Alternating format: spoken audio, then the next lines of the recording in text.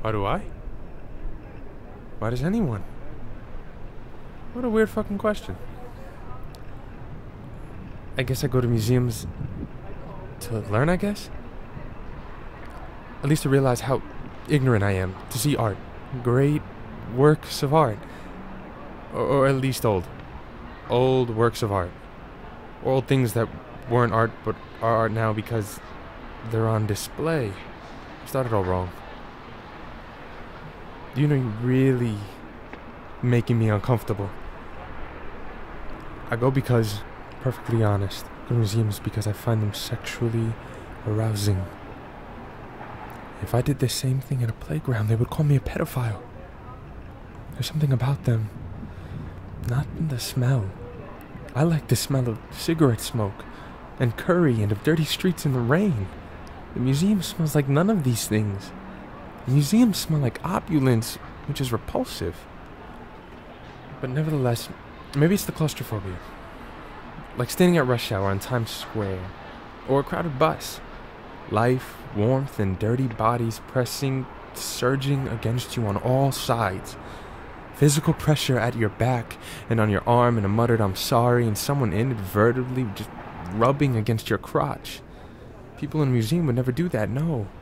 But the feeling still comes to me. Art museums, history museums, whatever.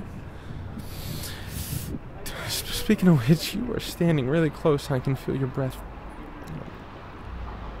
I think maybe it's just that I'm uncomfortable around single people.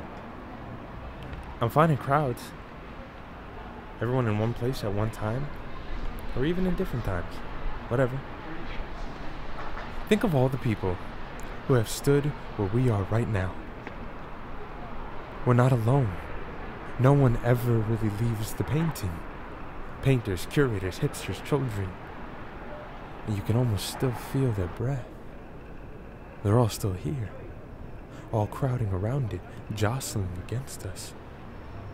It's like having half the population of the earth for your lover. Sometimes I wonder about that. What it would be like. Hindu statues of a woman. A concubine who's held in the powerful grasp of 100 arms. Kissed all at once by 100 heads, 100 groping tongues. Can you imagine the pleasure 100 arms could give? Could you imagine the pleasure of being kissed by 1,000 tongues?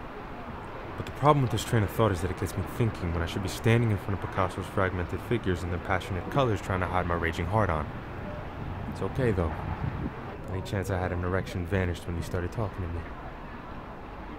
Really makes me wish you hadn't. If you had 100 arms, or a cubist body that became part of the room, or if you were a person who had to put in appearances again and again in every fucking painting, Jesus comes to mind. Would you have to feed all that? You'd be the one who was many, but like an obese man, your bodies would cry out for nourishment. And then where would you be? Shriveled and starved away. A skeleton with many arms. I'm rambling. I don't know why I'm telling you this. I haven't told anyone this crap before, because it's crap, and because it's weird. But mostly it's crap. So, I'm glad I'm talking to you though. It makes a bit of change, doesn't it? I've never really talked to anyone at the museum. A few tourists who don't barely speak English asking me to take their picture. That's about it. But I figure, for you to come up to me out of the blue and ask me why I go to museums in the first place, you must be as fucked up as I am. Almost anyways. Do museums turn you on too? Not that I'd sleep with you if they did. I'm attracted to museums, not other people who are attracted to museums. That's not why I go to museums. They'd be a piss poor place to pick someone up anyways. No one talks to each other, do they? That was a bit of a conversation killer. Sorry. But I would like... Nah, it's silly. Forget about it. I just want to stand in front of something, in front of anything. I just want to stand. And then you can tell me why you come to museums.